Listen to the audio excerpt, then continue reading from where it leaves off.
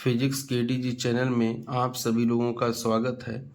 जैसा कि अनसॉल्व की सीरीज में 2023 के अनसॉल्व नंबर 6 346 BX के 2 पार्ट हो चुके थे। उसी अनसॉल्व का ये लास्ट पार्ट है, यानी तीसरा पार्ट है। इसके बाद में 2023 का ही एक पार्ट और बचा है, फिर 2025 के अनसॉल्व फिजिक्स पेपर के स्टार्ट करेंगे। तो देखते हैं तीसरे पार्ट को।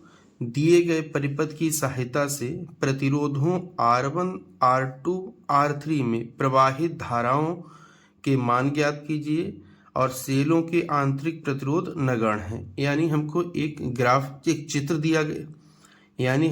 चित्र दिया गया है जिसमें R3, R2 और R1 के मान ज्ञात करने हैं, जबकि कह रहा है आंतरिक प्रतिरोध यानी स्मॉल r का मान क्या है, नगण्य है या फिर शून्य है। जाकर इसके लिए इस परिपथ को देखते हैं। ये एक बंद परिपथ है। बंद परिपथ में किरचॉफ का नियम लागू हो सकता है, तो किरचॉफ का दूसरा नियम लगाते हैं। पहले देखते हैं कितने बंद परिपथ हैं। तो ये पहला ये वाला बंद परिपथ है, इसको 1 नंबर दे दिए हैं। ये दूसरा बंद परिपथ है, इसको 2 नंबर दे दिए हैं। फिर यहाँ पर धारा की डायरेक्शन को देखना होता है। देखें ध्यान से, ये माइनस टर्मिनल है, इलेक्ट्रॉन पर भी माइनस होता है, तो माइनस माइनस एक दूसरे की रिपेल करता है, यानी दूर जाएगा। जब इलेक्ट्रॉन दूर जाता है और धारा इलेक्ट्रॉन के चलने की विपरीत दिशा में बहती है, यानी इलेक्ट्रॉन तो दूर जाएगा, तो धारा कहाँ बहेगी, इधर की तरफ जाकर। तो ये पहले में धारा की दिशा बना ली है। ऐसे ही इस वाले में देखते हैं, माइनस टर्मिनल ये है, इलेक्ट्रॉन पर भी माइनस होता, माइनस माइनस रिपेल करेगा, यानी यहाँ से इलेक्ट्रॉन कहाँ जाएगा, दूर की तरफ। तो धारा कहाँ बहेगी, इस साइड की तरफ जाकर। तो ये धारा की दिशा दूसरे बंद पाथ में ले ली है। धारा की दिशा दूसरे बंद पास में ले ली है जाकर। अब देखिए, इसमें और इसमें जरूरी नहीं कि आप एक ही दिशा में धारा को माने, लेकिन जरूरी ये है जाकर कि इसमें जो धारा माइनस से प्लस की ओर जाएगी तब ये वाला प्लस होगा, अगर इसमें भी माइनस से प्लस की ओर जाएगी तब ये वाला प्लस होगा। यानी कभी भी सेल के अंदर धारा आपको देखनी तो माइनस से प्लस की ओर जानी चाहिए, तो प्लस में वोल्टेज लेंगे, और अगर माइनस प्लस से माइनस की ओर जा रही है तो माइनस का लेंगे जाके। ये चीज ध्यान रखना है। तो पहले में हम ये धारा की दिशा मान लिए हैं जाके एंटी क्लॉकवाइज, और तो दूसरे में भी ऐसी धारा एंटी क्लॉकवाइज मान ली है। कहने का मतलब ये है, इस एंटी क्लॉकवाइज डायरेक्शन में हम देखेंगे कि इसमें कौन कौन सी धाराएं या फिर यानी विभवांतर आ रहे हैं। जो इस डायरेक्शन में आएगा वो प्लस, और जो इसकी विपरीत डायरेक्शन में आएगा वो किस में लेंगे, हम माइनस में लेंगे। तो देखते हैं, बंद पास 1 में किरचॉफ के दूसरे नियम से, किरचॉफ का दूसरा नियम क्या कहता है, IR बराबर हो जाएगा समेसन IR बराबर समेसन E जाकर। यानी धारा तथा प्रतिरोध का गुणनफल का समेसन किसके बराबर होता है, सेल के विद्युत वाहक बल के समेसन के बराबर होता है। समेसन का मतलब ये है, कई सेल हो सकते हैं तो उन सबका योग जाकर। ऐसे यहाँ पर भी समेसन का मतलब ये है, कई प्रतिरोध हो सकते हैं, तो जब कई प्रतिरोध होंगे तो अलग अलग IR के मान होंगे, तो उनका समेसन यानी उनका जोड़ जाकर है। तो सबको यहाँ जोड़ना है, यहाँ पर जोड़ना है डायरेक्शन के साथ में, और फिर यहाँ पर हमको स्टार्ट करना है। तो देखते हैं, सबसे पहले इस प्रतिरोध पर आते हैं। देखिएगा, यहाँ भी ये डायरेक्शन है और इसमें भी यही डायरेक्शन, दोनों में डायरेक्शन सेम है। जब डायरेक्शन सेम है तो किस में आएगा, प्लस में। अब इसमें धारा कौन सी हम माने हैं, I1, प्रतिरोध कितना है 10, तो यहाँ पर लिख लिए हैं 10 I1 जाकर। ठीक है, नेक्स्ट बढ़ते हैं। अब इसी बंद पास में देखते हैं कि अगला प्रतिरोध हमारा R2 वाला है जाकर। जब R2 है तो R2 कितना है, 20 है, तो हम यहाँ पर 20 लिख लिए हैं। अब देखते हैं R2 में धारा कितनी, तो देखिए इधर से धारा I1 आ रही है और इधर से धारा I2 जा रही है, तो I1 प्लस I2 हो जाएगी। तो यानी इसमें धारा कितनी, I1 प्लस I2, तो ले लिए हैं I1 प्लस में I2 जाकर। अब देखते हैं चिन्ह जाकर, तो देखिए ये भी इधर धारा इधर जा रहा है चिन्ह, और इस वाला भी, ये वाला भी चिन्ह इधर जा रहा है, तो दोनों के चिन्ह समान है, तो इसलिए प्लस ले लेंगे बराबर। अब इसमें देखते हैं, अभी आपको बताए थे कि सेल के अंदर अगर धारा माइनस से प्लस के अंदर, माइनस से प्लस की ओर है, तब ये प्लस में रहेगा मान। तो यहाँ देखिए माइनस इधर जाएगी, माइनस से प्लस की ओर है, तो ये प्लस में 10 हम नोट कर देंगे जाकर। ये महत्वपूर्ण चीज है इसमें। अब पूरी समीकरण को 10 से भाग दे देते हैं, 10 से भाग दे देंगे तो ये I1 बचेगा, और यहाँ जब 10 से भाग दे देंगे तो बचेगा 2, 2 से अंदर गुणा कर लेंगे, 2I1 2I2 बराबर 1। अब I1 एक ये है, 2I1 ये है, यानी कितने हो जाएंगे 3I1। अब ये आपका 2I2 है तो 2I2 हो गया, ये 1 है तो ये 1 हो गया। इसको समीकरण नंबर 1 डाल दिए हैं। अब देखते हैं बंद पास 2 में, तो बंद पास 2 को एक बार समझ लेते हैं, पहले बंद पास 2 को भी समझ लेते हैं फिर आगे लिखेंगे। देखें, धारा की दिशा एंटी क्लॉकवाइज है, तो एंटी क्लॉकवाइज इस वाले में धारा की दिशा देखें, ये इधर जा रहा है चिन्ह इधर, और ये इधर जा रहा है, यानी ये भी वाला माइनस होगा, और ये इधर जा रहा है और ये इधर जा रहा है, ये वाला भी माइनस होगा। अब इस वाले पर देख लेते हैं। देखिए, धारा माने इधर की तरफ जाकर हैं और इसमें धारा जा रही है इधर की तरफ, तो ये भी माइनस, यानी तीनों माइनस होंगे जाके। क्यों?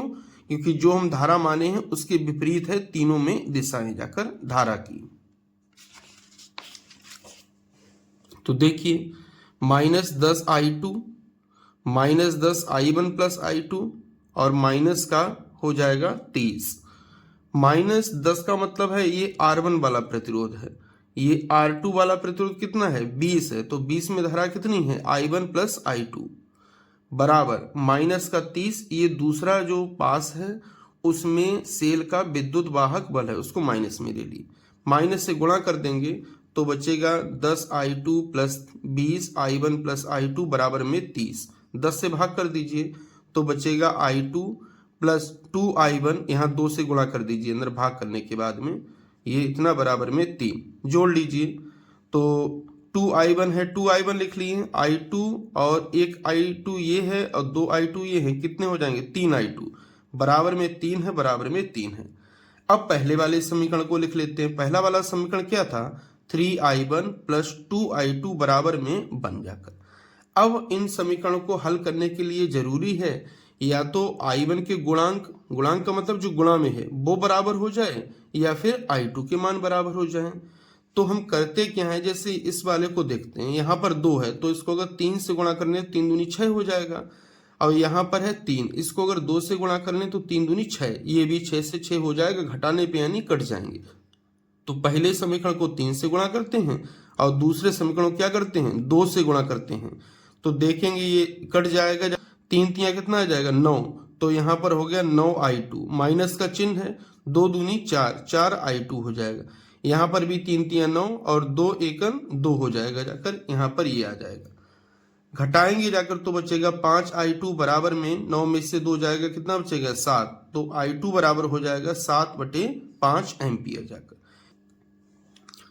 I2 का मान समीकरण 2 में रखने पर, समीकरण 1 में भी रख सकते हैं, समीकरण 2 में भी रख सकते हैं, जिसमें चाहे उसमें रख लेंगे। तो देखते हैं, समीकरण 2 हमारी क्या थी 2I1 3I2 बराबर में 3 जाकर, तो I2 की जगह 7/5 रख दिए हैं, तो यहाँ रहेगा 2I1, यहाँ पर 7 तिया 21, 21/5, यहाँ पर रहेगा 3 जाकर, तो इसको इधर ले जाएंगे माइनस में चला जाएगा, तो ये वाला पार्ट आ जाएगा, हल कर लेंगे तो ये आ जाएगा।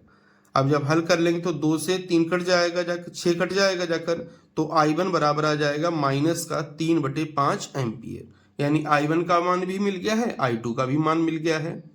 अब देखते हैं कि R1 में हमसे पूछा गया था कि R1 R2 R3 में प्रवाहित धारा के मान, तो R1 में प्रवाहित धारा कौन सी थी R2 थी, I1 में प्रवाहित धारा कौन सी थी I2 थी, तो I2 बराबर हो जाएगा 7/5 एम्पियर। R2 में प्रवाहित धारा कौन सी थी, R2 बीच में लगा हुआ था तो उसमें धारा I1 प्लस I2 थी, यानी -3/5 और प्लस में 7/5 जाकर, जब दोनों को सब्ट्रैक्ट कर लेंगे माइनस कर लेंगे तो 7 में से 3 जाए कितना बचेगा 4, और नीचे 5 है 5 ही रहेगा, तो यहाँ 4/5 आ जाएगा।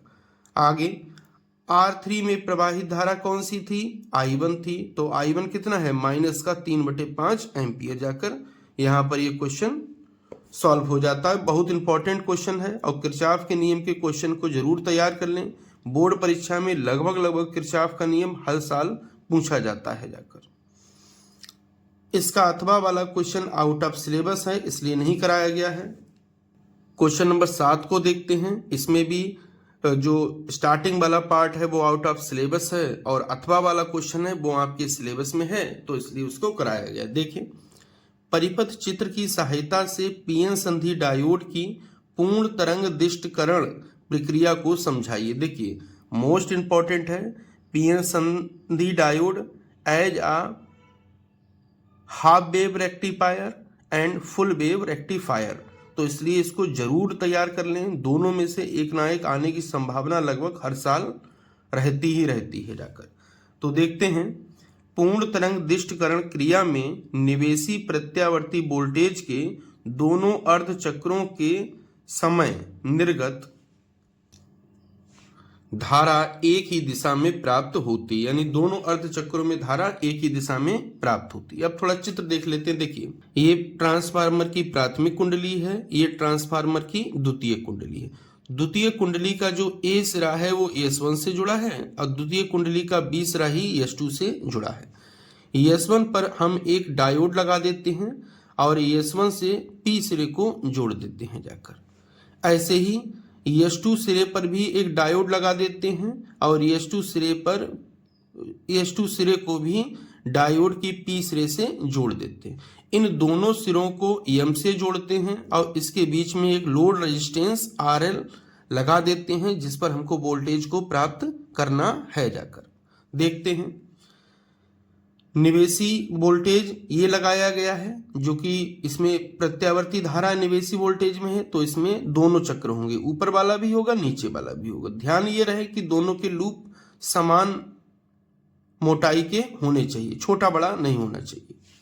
जो निर्गत वोल्टेज होगी उसमें ये नीचे वाला लूप कहाँ पहुंच जाएगा, ऊपर पहुंच जाएगा, क्योंकि धनात्मक चक्र में ही प्राप्त होता है। तो देखेंगे आप, ये नीचे वाला पहुंच गया यहाँ पर, ये वाला पहुंच गया ऊपर जाकर, तो वही ऊपर कंटिन्यू है और नीचे वाले बिल्कुल हट जाते हैं जाकर।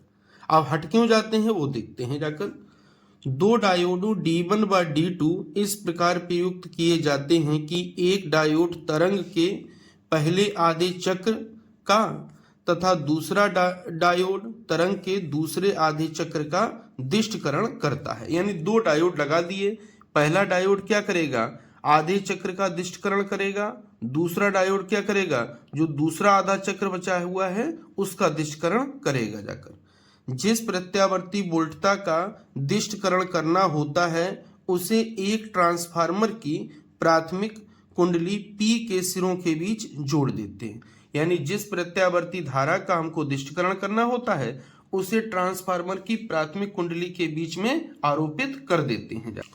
ट्रांसफार्मर की द्वितीय कुंडली के A व B सिरों को दो पीएन संधि डायोडों के P क्षेत्रों से जोड़ देते हैं। जैसा कि अभी आपको हम बताए थे जाकर कि द्वितीय कुंडली के दो सिरे होते हैं, एक A है एक B है। तो A सिरे को D1 डायोड से और B सिरे को D2 डायोड से जोड़ देते हैं जाकर।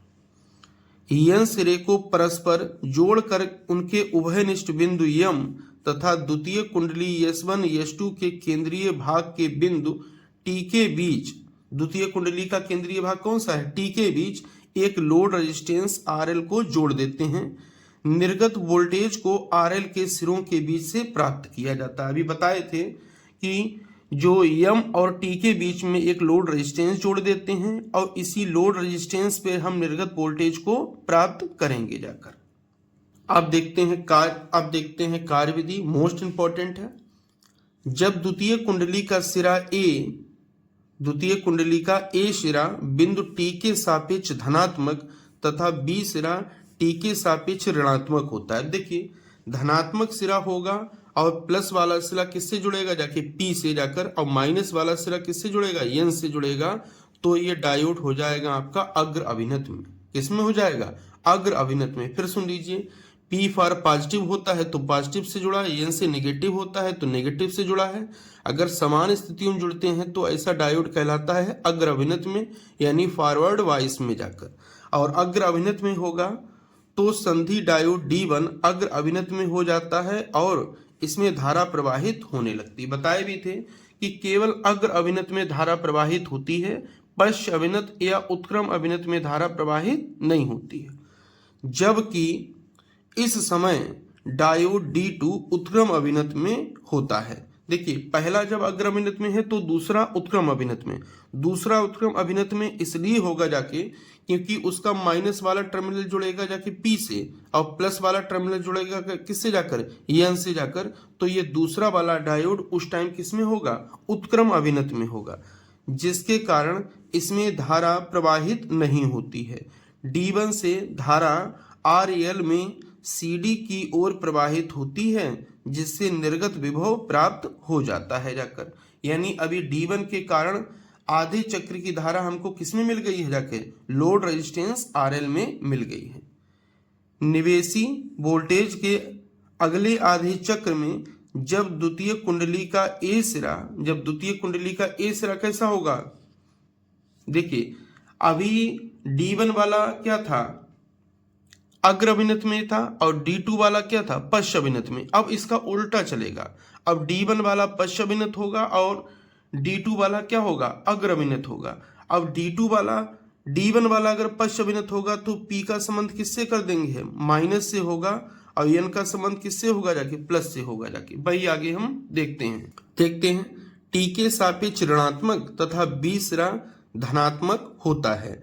तो इस समय संधि डायोड D1 उत्क्रम अभिनत में हो जाता है, जिससे इसमें धारा प्रवाहित नहीं होती। यानी D1 किस में हो गया है, रिवर्स वाइज में या उत्क्रम अभिनत में हो गया, जिसमें इसमें धारा प्रवाहित नहीं होती है।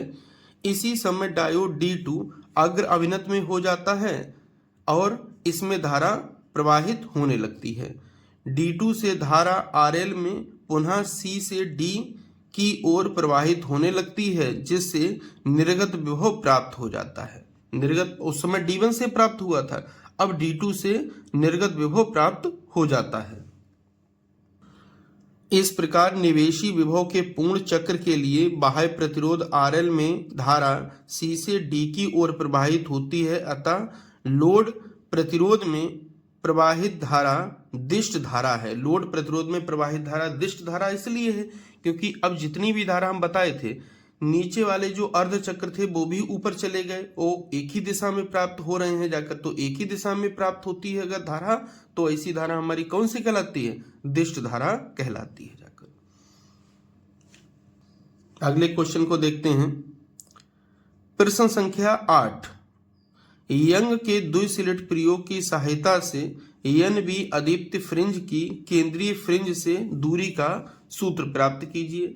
यानी यंग का द्विस्लिट प्रयोग करना है और जिसकी सहायता से हमको NB अदीप्ति फ्रिंज प्राप्त करना है। ध्यान रहे, दीप्ति और अदीप्ति दो तरह की फ्रिंज होती हैं, तो इसने NB अदीप्ति फ्रिंज की स्थिति बताई है, वो भी कहां से ज्ञात करनी है हमको, केंद्रीय फ्रिंज से दूरी ज्ञात करनी है जाकर। तो देखते हैं, माना यस एक रेखा छिद्र है जो एक वर्णी प्रकाश से प्रदीप्त है। एक वर्णी का मतलब होता है, ये व्यतिकरण की सबसे इंपॉर्टेंट कंडीशन है कि प्रकाश एक वर्णी होना चाहिए या फिर सोर्स जो होना चाहिए वो कोहेरेंट होना चाहिए। कोहेरेंट का मतलब होता है जो एक वर्णी हो, यानी एक रंग के प्रकाश को उत्पन्न करे, क्योंकि अगर एक रंग के प्रकाश उत्पन्न होगा तो उसमें डेविएशन समान होगा जाके। अलग अलग रंग का होगा प्रकाश जाकर तो उसमें डेविएशन अलग अलग होगा।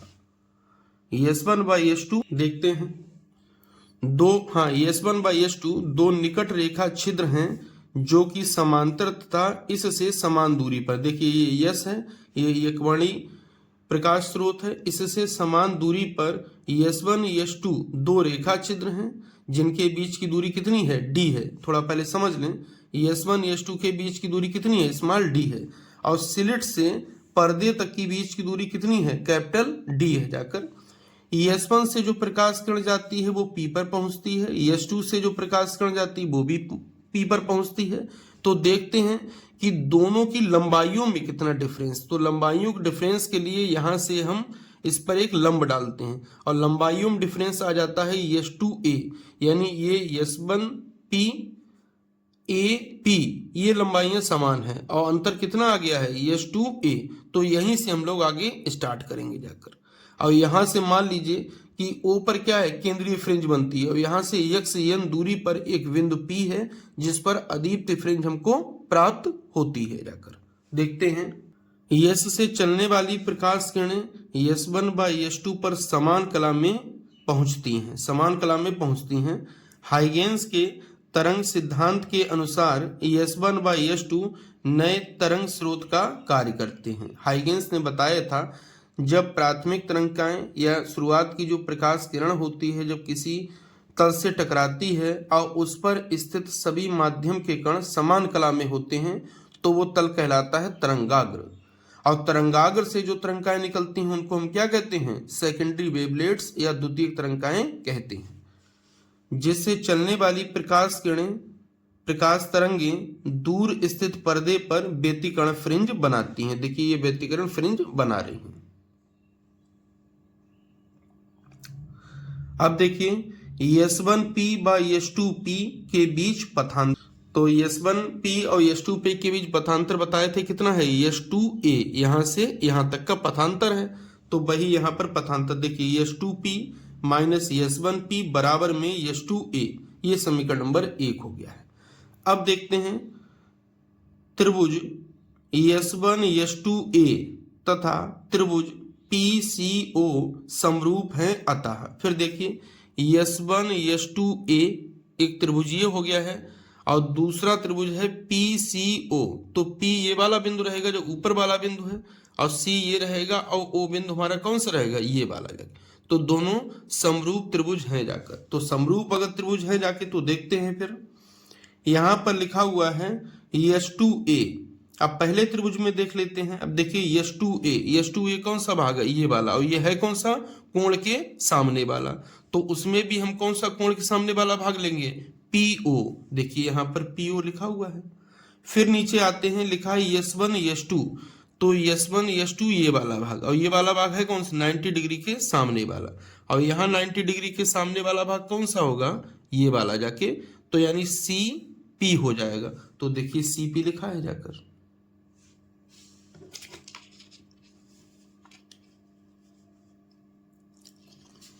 तो देखिए CP लिखा है जाकर, तो यहां पर CP हो जाएगा। अब अगर थीटा का मान बहुत कम होगा जाकर तो CP का मान लगभग बराबर हो जाएगा CO के। यानी P वाला बिंदु कोइंसाइड करेगा कहां पर? O बिंदु पर करेगा। तो इसको इसमें इंप्लीमेंट कर देते हैं। तो ये हो जाएगा S2A, ये S1 S2 ऐसा ही रहेगा, ये OP है ऐसा ही रहेगा। जो CP है जाकर इसकी जगह पे हो जाएगा CO। इसकी जगह क्या हो जाएगा? CO जाकर। देखिए S2A का मान हमको नहीं पता है तो ऐसे रहने दिए। S1 S2 क्या है? प्रकाश स्रोत या स्लिटों के बीच की दूरी, जिसको हम स्मॉल d लिए हैं तो यहां पर ले लिए हैं। आगे दिया है OP, O से लेकर P तक की दूरी हमको माने हैं XN। और XN है क्या? केंद्रीय फ्रिंज से, केंद्रीय दीप्त फ्रिंज से NB अदीप्त फ्रिंज की दूरी। तो इसको XN लिख दिए हैं। तो ये XN हो गया। D क्या है? स्लिट से पर्दे तक की दूरी। तो इसको कैपिटल D से लिख दिए हैं। तो यहां से S2A का मान निकालेंगे तो D यहां पर डिवाइड में, यहां पर किसमें हो जाएगा? मल्टीप्लाई में। तो ये चीज आ जाएगी। अब अभी तक हम पढ़े हैं कि अगर दीप्त फ्रिंज है जाकर तो उसका पथांतर जो होता है S2A क्या है? पथांतर है, वो होता है n लैम्डा। और अगर अदीप्त फ्रिंज है जाकर तो उसका पथांतर होता है 2n-1 इंटू लैम्डा बाई 2 जाकर। तो अदीप्त फ्रिंज की बात कर रहे हैं तो पथांतर लेंगे 2n-1 इंटू में लैम्डा बाई 2 जाकर है। अब मान हमको किसका चाहिए? XN का। तो XN का मान निकालेंगे, D यहाँ पर मल्टीप्लाई में पहुंच जाएगा, स्मॉल d यहाँ क्या पहुंच जाएगा? डिवाइड में जाकर। और 2 ऑलरेडी डिवाइड में है तो XN बराबर हो जाएगा 2n-1 कैपिटल D लैम्डा अपान में 2D जाकर। बहुत इंपॉर्टेंट। इसका अथवा वाला क्वेश्चन देख लेते हैं। हाइगेंस का तरंग सिद्धांत क्या है? इस सिद्धांत का उपयोग करते हुए प्रकाश के अपवर्तन का स्नेल का नियम स्पष्ट कीजिए। मेन बात यह है हाइगेंस का तरंग सिद्धांत बताना है, नंबर 1। दूसरा ये है कि हाइगेंस के तरंग सिद्धांत का प्रयोग करते हुए अपवर्तन के नियम सिद्ध करने हैं, क्योंकि अपवर्तन के नियम में ही दूसरा नियम आता है स्नेल के नियम का। ठीक है, तो अपवर्तन के नियम सिद्ध करने हैं, उसी में स्नेल का नियम हो जाएगा। अब अपवर्तन हो रहा है तो ऐसा पृष्ठ होगा जिसमें अपवर्तन की घटना हो, यानी प्रकाश किरण को हमको कहाँ ले जाना पड़ेगा? प्रकाश तरंग को हमको कहां से ले जाना पड़ेगा? एक माध्यम से दूसरे माध्यम में, तभी अपवर्तन होगा। अगर उसी माध्यम ले उतार लाएंगे तो होगा परावर्तन। जाके परावर्तन को सिद्ध नहीं करना है, क्योंकि परावर्तन में स्नेल का नियम नहीं आता, स्नेल का नियम आता है अपवर्तन में जाकर। तो देखते हैं। प्रकाश तरंगों के रूप में चलता है। तरंगों के चलने के लिए माध्यम की आवश्यकता होती है। हाइगेंस ने एक काल्पनिक माध्यम ईथर की कल्पना की। ईथर सर्वव्यापी भारहीन माध्यम है। ईथर ही क्यों माना था? क्योंकि ईथर हर जगह अवेलेबल है और भारहीन है, यानी उसका वेट किसी को अफेक्ट नहीं करेगा। जिसका घनत्व बहुत कम होता है। जब घनत्व बहुत कम होगा तो प्रकाश तरंग को निकलने में कोई ज्यादा दिक्कत होगी नहीं, तो कोई डेविएशन, कोई प्रभाव उसका पड़ेगा नहीं। देखिए, माना जेड जेड डैश एक अपवर्तक पृष्ठ है, ये जेड जेड डैश हो गया है, जो दो माध्यमों का सीमा पृष्ठ है, जिसमें तरंग की चाल क्रमशः b1 और b2। देखिए, पहला माध्यम है, इसमें चाल हमारी b1 है, और दूसरा माध्यम है, इसमें हमारी चाल कितनी है प्रकाश तरंग की? b2 है। जाकर माना पहले माध्यम में एक समतल तरंगाग्र AB तिरछा आपतित होता है तथा t बराबर 0 समय पर यह अपवर्तक पृष्ठ जेड जेड डैश को बिंदु A पर स्पर्श करता है। यानी जब t बराबर 0 होता है तो यही सेम कंडीशन होती है। जाकर A वाला हमारा बिंदु ये वाला सिरा तरंगाग्र का होगा, वो A पर स्पर्श करेगा, और दूसरा सिरा B यहां पर होगा। ये कब की कंडीशन है? t बराबर 0 की। जाकर अब आगे देखते हैं। अपवर्तक पृष्ठ जेड जेड डैश को बिंदु A पर स्पर्श करता है तथा तरंगाग्र के बिंदु B को A डैश तक पहुंचने में t समय लगता है। अब देखिए, यहां तक हो गया है। जाकर अब B को A डैश तक पहुंचने में t समय लगता है। अगर t समय लगता है जाके, तो चली गई दूरी बराबर क्या होता है? दूरी बराबर होता है चाल गुणा में समय। चाल गुणा में समय, तो दूरी कितनी है? BA dash. भाई यहाँ पे देखा है दूरी कितनी है? BA dash. चाल कितनी पहले माध्यम में? B1। समय कितना लगा? t। तो इसको समीकरण नंबर हम 1 डाल दिए हैं। अब ये तरंगाग्र आगे बढ़ेगा तो ये B सिरा यहाँ पर आ जाएगा, तो A सिरा बढ़ के कहाँ पर पहुंच जाएगा? B dash. फिर इसके द्वारा चलेगी दूरी देखेंगे, तो इसके द्वारा चलेगी दूरी कितनी हो जाएगी? AB डैश बराबर B2 इंटू में t, यानी t समय समान रहेगा दोनों जगह पर, तो t हो गया। B2 क्या है? दूसरे माध्यम में प्रकाश की चाल है, तो वहां पर B2 हो जाएगा। देखते हैं आगे। जैसे जैसे तरंगाग्र AB आगे बढ़ता है, A बा A डैश के बीच के बिंदुओं से टकराता है। अब A डैश के बीच से टकराएगा तो A डैश तरंगाग्र का कार्य करेगा, और तरंगाग्र का कार्य करेगा तो वहां से क्या निकलेंगी? द्वितीयक तरंगिकाएं। देखते हैं।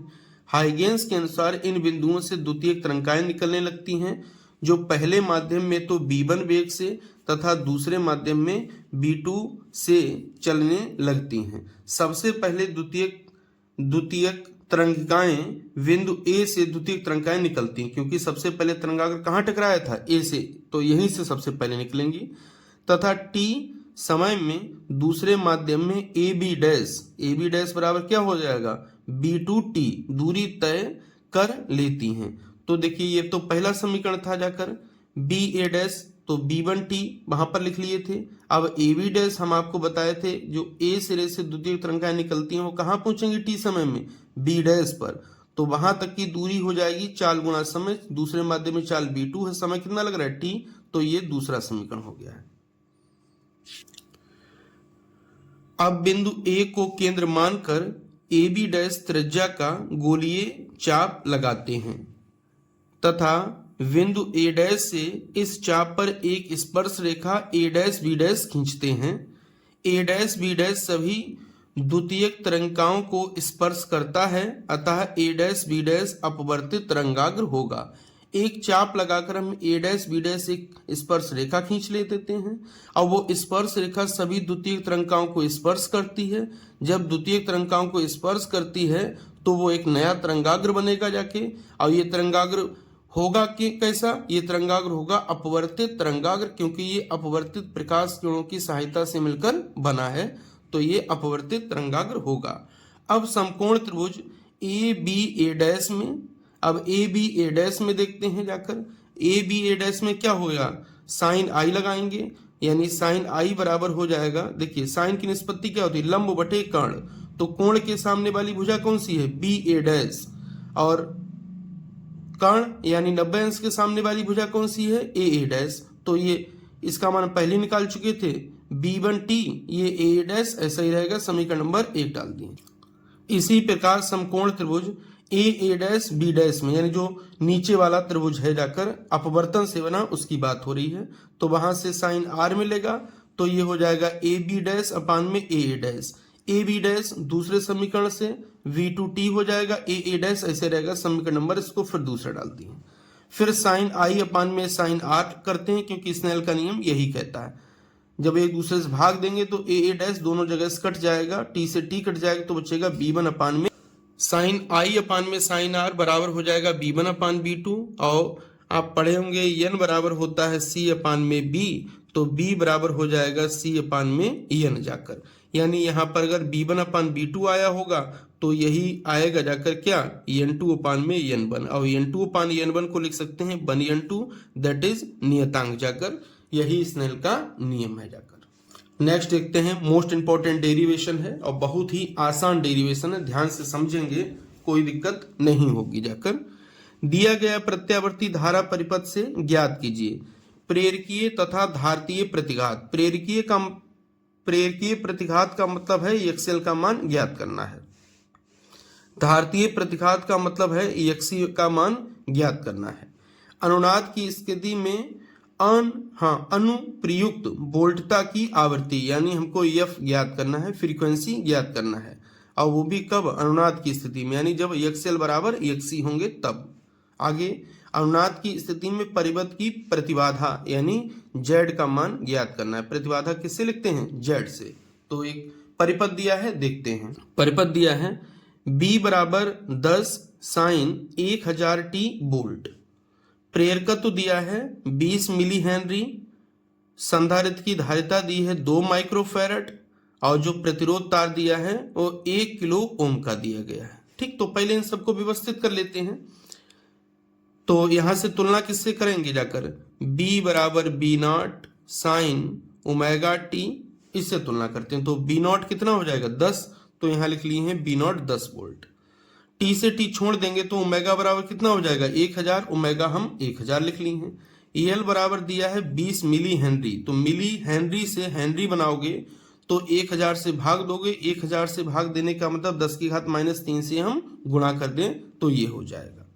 माइक्रो हटाने के लिए 10 की घात -6, किलो हटाने के लिए 10 की घात 3 से गुणा कर लेंगे। अब देखते हैं प्रेरकीय प्रतिघात। प्रेरकीय प्रतिघात का मतलब एक्सएल, एक्सएल बराबर होता है ओमेगा इंटू एल, याद कर लें जरूर। और एक्सएल होता क्या है, एक्सएल होता है प्रेरक का प्रतिरोध, खूब पूछा जाता है प्रेरक का प्रतिरोध, और चूंकि प्रतिरोध है तो इसका मात्रक भी ओम ही होगा जाकर। तो ओमेगा इंटू एल, ओमेगा का मान रखिए, एल का मान रखिए, हल करेंगे तो आ जाएगा 20, और एक्सएल चूंकि प्रतिरोध होता है प्रेरक का, इसलिए मात्रक ओम ही रहेगा। अब आते हैं धारतीय प्रतिघात से लेकर। धारतीय प्रतिघात होता है एक्सी, और एक्सी होता है 1 में ओमेगा सी। तो 1 रहेगा, ओमेगा का मान ये है, सी का मान ये है, लगाएंगे तो एक्सी बराबर हो जाएगा 500 ओम जाकर, ये भी हो जाए। अब अनुनाद की स्थिति में उपयुक्त वोल्टता की आवृत्ति, तो याद कर लें ये आया कहां से है, जैसे एक्सएल बराबर क्या करते हैं अनुनाद के लिए एक्सी, एक्सएल बराबर होता है ओमेगा एल, एक्सी बराबर अभी क्या बताए थे 1 में ओमेगा सी। तो यहां से ओमेगा इधर ले जाओ तो ओमेगा स्क्वायर हो जाएगा, एल को इधर लाओ तो भाग में आ जाएगा, 1 में ओमेगा 1 में एलसी हो जाएगा। अब वर्गमूल ले लेंगे तो ओमेगा बराबर हो जाएगा 1 में अंडर रूट के अंदर एलसी जाकर।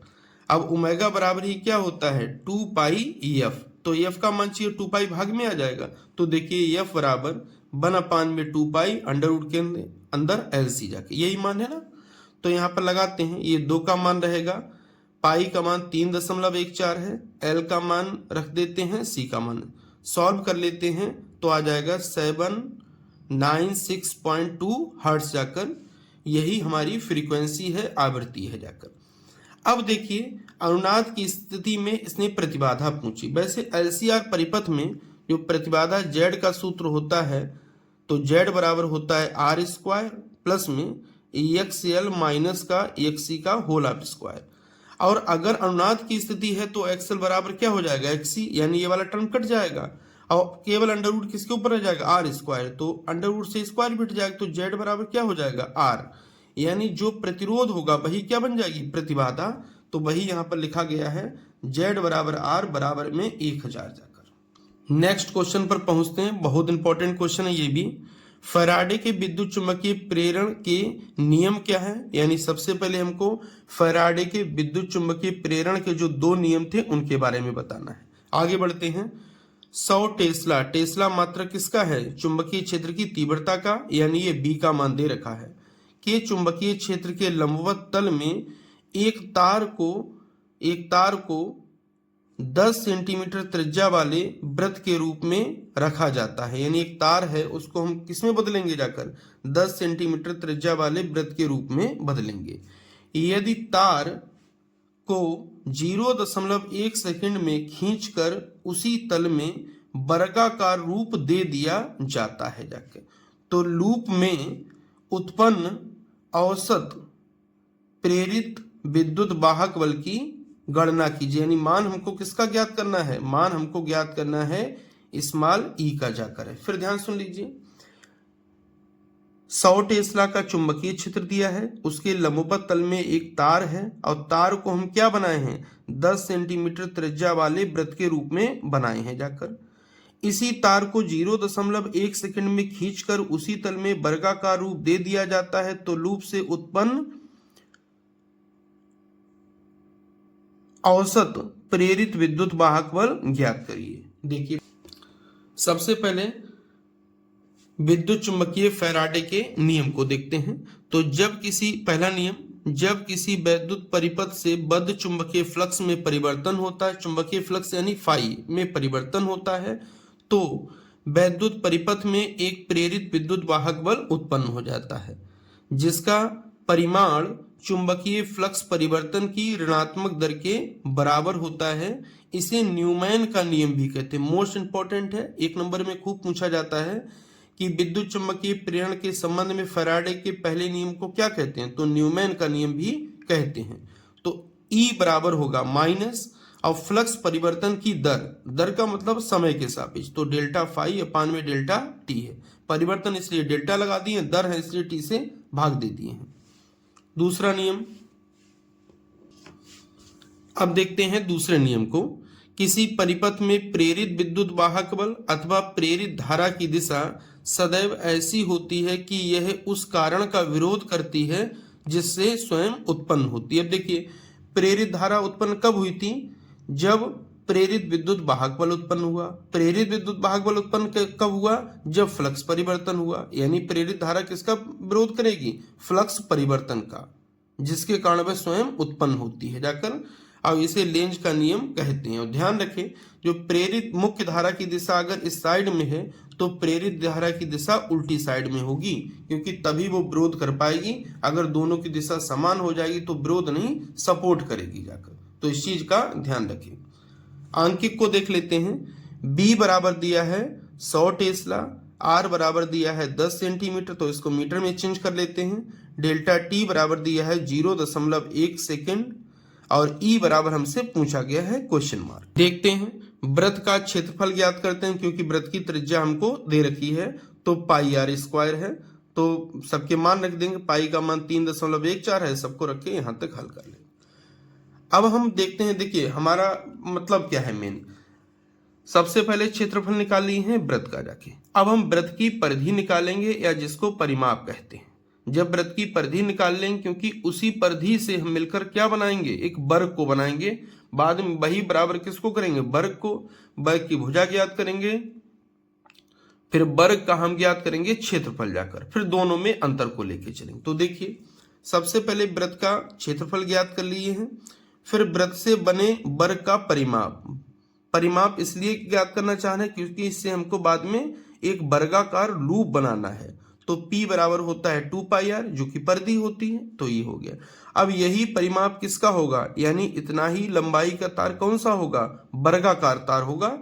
तो वर्ग का भी परिमाप कितना हो जाएगा, इतना ही परिमाप होगा, क्योंकि तार समान लंबाई का। अब परिमाप से अगर भुजा ज्ञात करनी है तो 4 से भाग कर देंगे, तो हमको वर्ग की भुजा मिल जाएगी। तो 4 से भाग कर दिए, तो वर्ग की भुजा हमको मिल गई है इतनी जाकर। अब वर्ग की भुजा जब मिल गई है जाकर, अब वर्ग की जो भुजा मिल गई है जाके, तब हम वर्ग का क्षेत्रफल निकालेंगे। ये हमारा क्षेत्रफल हो जाएगा A2। A2 बराबर हो जाएगा भुजा स्क्वायर, यानी वर्ग का क्षेत्रफल होता है भुजा स्क्वायर। तो भुजा का मान रखेंगे, स्क्वायर रखेंगे, हल कर लेंगे यहां तक जाकर। जब यहाँ हल हो जाएगा तो लूप में उत्पन्न प्रेरित विद्युत वाहक बल। अब प्रेरित विद्युत वाहक बल क्या होता है, लूप की बात कर रही है तो लूप का मतलब जिसमें एक फेरा हो, और एन का मान फिर कितना हो जाएगा 1, क्योंकि एन होती है फेरों की संख्या, तो एन यहां से हट जाएगा।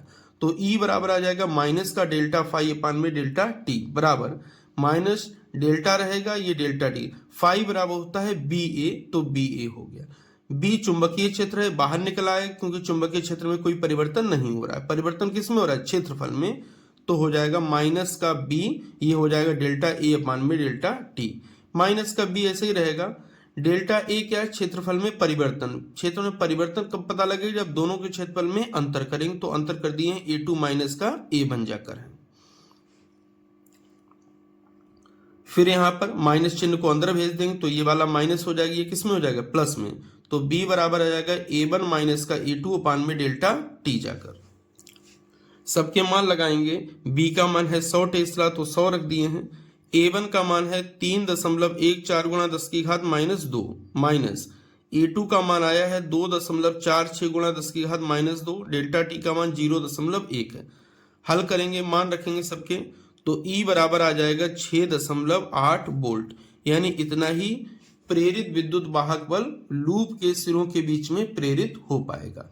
इसी के साथ में ये अनसॉल्व कंप्लीट होता है। अब 2023 का अनसॉल्व नंबर सेट नंबर 7 बचा हुआ है, उसको हल करने के बाद 2025 के अनसॉल्व से शुरुआत करेंगे। पहले 25 के 7 अनसॉल्व करेंगे, फिर 24 के 7 अनसॉल्व करेंगे, और 23 के ऑलरेडी अनसॉल्व पड़े ही हुए हैं।